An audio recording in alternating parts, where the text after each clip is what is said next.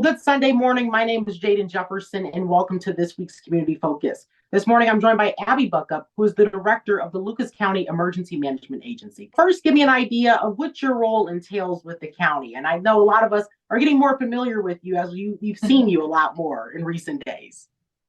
That's very true. That's very true. We often do a lot of planning and coordination for emergencies and disasters that we, really hope don't occur in Lucas County. But, as the tornado outbreak from June 15th, particularly in the Point Place area, emergencies and disasters, they certainly can occur.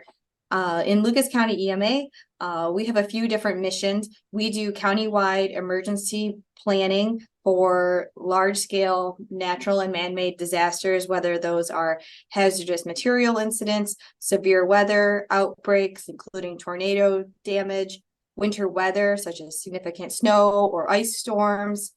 We also have a radiological component to that because a portion of Lucas County is within 10 miles of the Davis-Besse nuclear power plant. So we work with the Federal Emergency Management Agency, Ohio Emergency Management Agency, and a lot of other local, state, and federal partners in emergency planning, emergency drills and exercises. And then one thing that the EMA also does is we, when activated, will coordinate logistics and resources in order to support the first responders that may be responding to an incident, such as a hazardous material incident or a severe thunderstorm or tornado outbreak, where those first responders that are in the field, they may need some additional resources. So EMA will kind of be that liaison or that bridge between the local first responders and potentially the state or federal resources as well. And one of the big things you mentioned that really challenged your team was that Point Place tornado, which of course was a really dangerous situation for so many people. So what kind of went into the initial response to what was going on in that change in the weather that we all experienced? Absolutely. One thing that a lot of individuals, familiarize themselves with Lucas County EMA, we do operate the countywide outdoor warning siren system.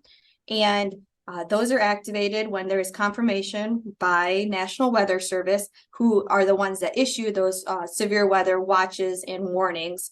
Once a tornado warning is confirmed in Lucas County, we work with Lucas County 911 Regional Council of Governments, and the sirens are sounded. This particular event, I think, was rapidly intensified. National Weather Service has certainly mentioned that it kind of came over very quickly from like the Michigan and over the lake areas impacting Point Place.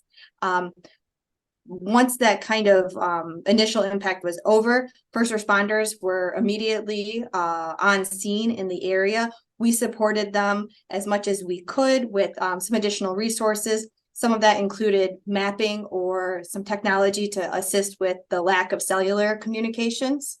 And one of the tools that you have at your disposal is that text alert system, which is something I'm subscribed to, and I encourage a lot of other residents to subscribe to get those emergency updates when things happen. Now, there is the downside to this, which is the fact that cellular connection does vary across the county based on geography, your provider. So is there any way that really you can control how those messages get out? Because there were certainly delays once that tornado warning was issued. One thing we always encourage individuals, or whether they're at home or at their place of business or at other places, have a variety of tools in your toolbox for emergency alert and warning and notification.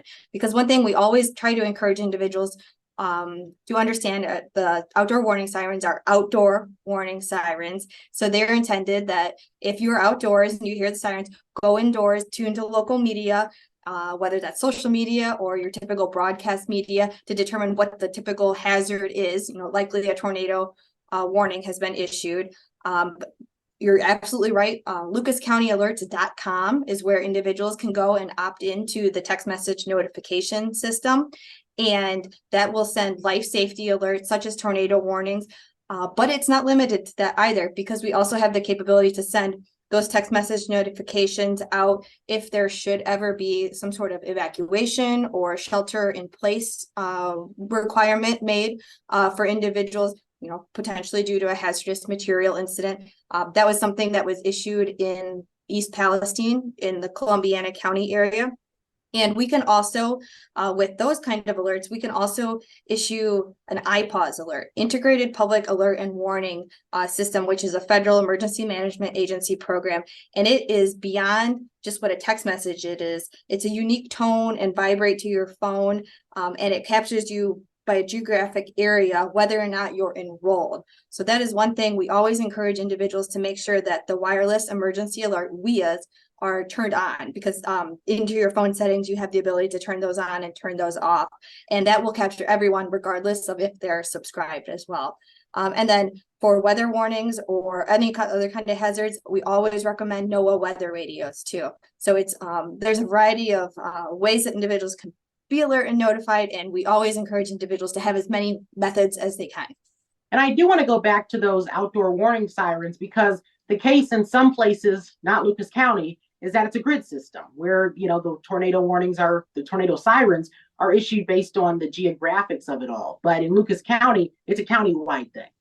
It is. We have approximately 130 outdoor warning sirens, and we sound all of them at once in Lucas County rather than going by a particular geographic area.